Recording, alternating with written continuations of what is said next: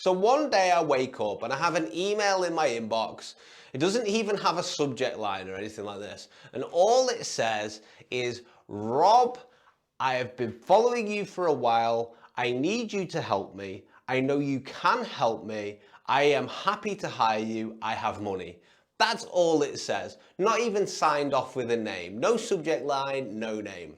So first of all, that's the first weird thing. But second of all, like, even the most cryptic emails, when somebody emails me wanting, to potentially hire me, they'll write a little bit about themselves, what it is they're struggling with.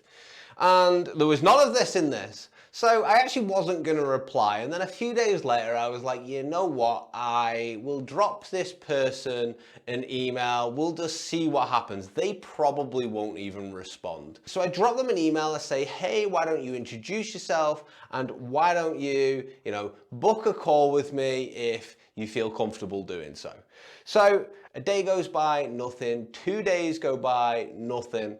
And I think to myself, this person is probably not going to respond, and I just forget about it. Anyway, a week later, I get a little notification pop up on my phone saying somebody has booked a Zoom call with you. And for the purpose of this conversation, we're just going to call this person Dave. And Dave has booked a call with me. This is the same person. So coming up to the Zoom meeting, I am thinking to myself, I'm feeling a little bit unsure about it. And the reason why is because I like to be quite prepared when I go and speak to people. Like, I like to know what I'm kind of dealing with before I get in the room, before I start asking questions. But I had none of that this time. So I go in, I meet Dave. Dave introduces himself and he is the nicest guy ever, right? Dave tells me he's a family man, he works a 9-to-5 job and he's been struggling to get his business off the ground for the last 2 to 3 years. And I asked Dave, I say, what have you been trying? What tactics have you been trying? What strategies have you been trying? And he walks me through them and, they all seem pretty legit. I'm like, okay. This seems like he's been trying quite hard. He just needs a little bit of direction. So Dave says, I've been watching you for a while. Like, let's do this. Let's work together. I'm confident with you by my side, Rob, we can do this. And I was like, you know what? Sounds good, right? Sounds good. So Dave becomes a client with me. And on the first session we get together, we have this like kickstarting session where I just take a deeper dive in. I essentially stand by his side and let him show me around, show me what he's been trying and that. And I say to Dave, what's your learning sources? Where have you been learning from? Where have you been, getting all these instructions from for these actions you've been taking? And Dave says, essentially, he's spent thousands and thousands and thousands on courses. Like a mind-blowing amount of money. He's been reading books, he's been taking all sorts of mentorship, and he hasn't got any results whatsoever. Not even a single booked call, not a single lead, nothing. And I'm like, this is weird. Like, he seems like he's doing the work. He's like a smart guy and he's just not getting any results whatsoever. And he's invested in himself. Like, it doesn't make sense because even if he'd taken, so this is my thought process. I'm like, even if he'd taken some of these courses and they were bad, and he named some of them and some of them were good, and I was like, it doesn't make sense. Like, law of averages, he would have got something by now because he's trying hard. So I was like, something doesn't make sense here.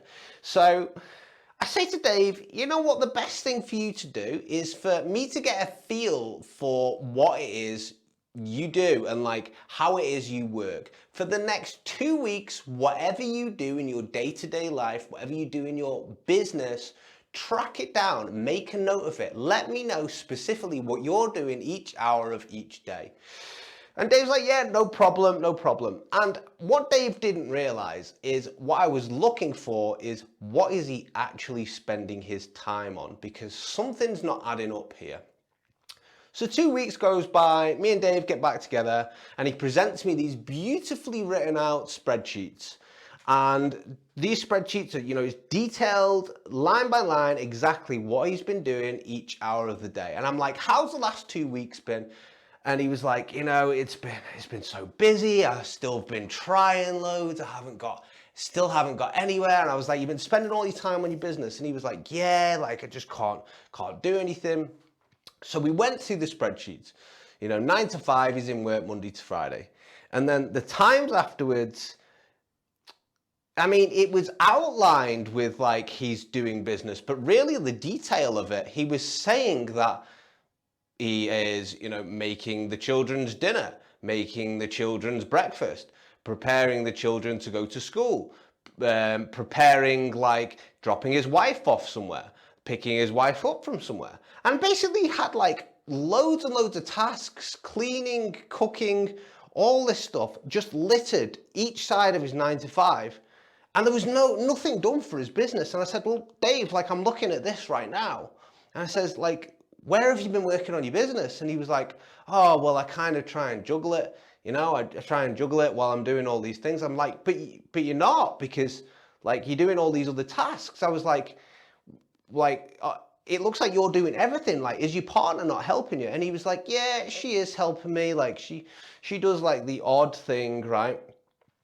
And I was like, that's a really strange response. So I say to Dave, like specifically, like, what is your partner doing? Like, because you're doing everything here. You're trying to run a business, doing a job, picking the kids up, dropping them off at school, making the dinner, bathing them at night, doing all this stuff every single night of the week. And there's no time for yourself.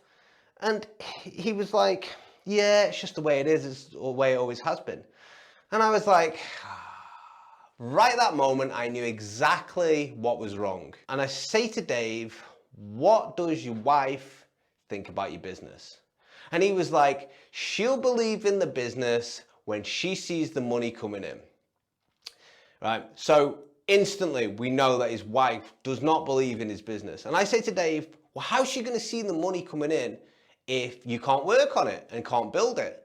And he was like, well, you know what, it has occurred to me, but I've never really put it into words, but it's just kind of the way it is. It's just what she thinks. And I say, Dave, all right, when you make it big in business and you get more money and it provides you more of a lifestyle you want, who's going to be spending your money?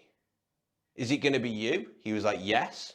I was like, is it going to be your children? He was like, yes. And I was like, is it going to be your wife as well? And he was like, yes. I was like, so it's a team effort then, pal. And I was like, when was the last time you communicated that this is something you're passionate about and that you really want to do it?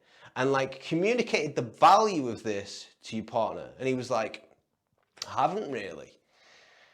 And long story short, he went away because I told him to have a conversation with his partner and say to her basically like things have got to be at 50-50 in the house, right? He's kind of adopted this role as life's moved on and he's kind of just fell into these habits. And the moral of the story is, well, actually, let me tell you like how this ended first. He came back, he spoke to his partner. His partner was totally on board, right?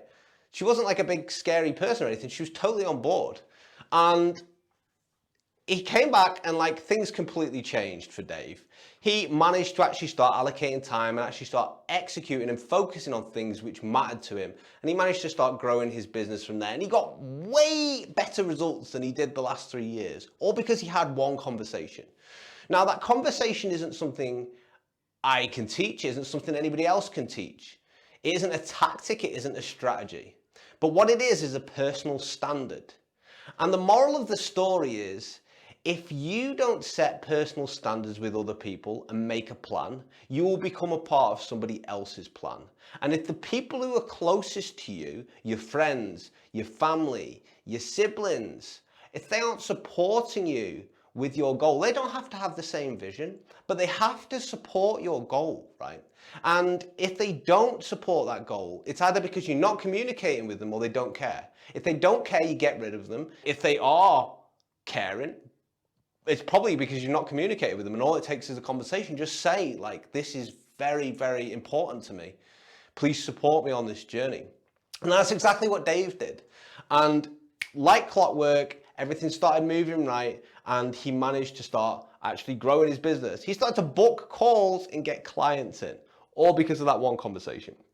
So the takeaway from this is, If you are trying really hard, trying to grow your business or trying to accomplish some sort of goal and something's not working, like be really honest with yourself. Like, is it you? Is it you who's not communicating something? Or is it potentially people around you who aren't supporting your goal? Because you know what to do if that's the case, right? So I hope you enjoyed this video. I hope you found a lot of useful information in it. See you in the next one.